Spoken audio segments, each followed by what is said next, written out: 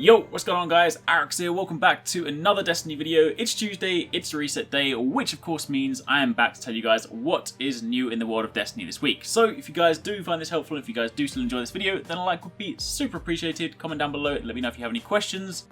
But let's get started. So this week's Nightfall is the Ishtar sync, and your modifiers are Berserk, where minions of the darkness won't flinch even after massive damage. You then have Small Arms, where primary weapon damage is favoured.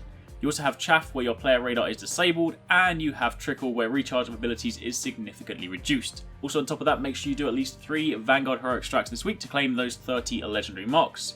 And your raid challenge this week is back to the beginning of the cycle, and that is the War Priest challenge. So if any of you guys are getting back into Destiny, you're looking for some help, then I've got complete guides over on the channel for everything you need to know about the raid, War Priest, challenge mode, all that good stuff.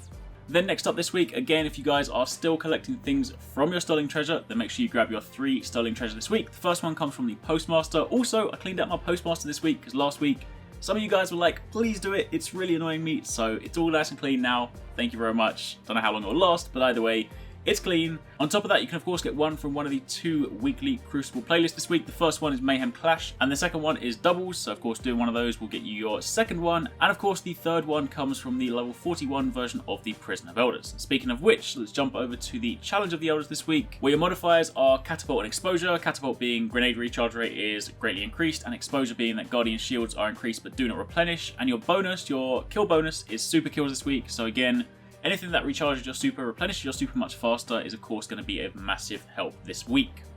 And of course, if you want to know what the bosses are, then round 1 is the Wretched Knight, that is Hive. Round 2 is the Seditious Mind, that is Vex. And round 3 is Kexus the Betrayed, and that is Fallen.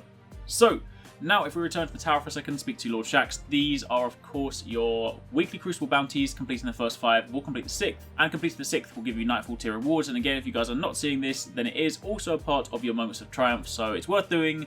Partly because you unlock these, and partly because of course you'll also complete your Moments of Triumph. Then jumping over to the Reef, for those of you guys that still benefit from these are the 3 Taken Wanted bounties from Petrovenge.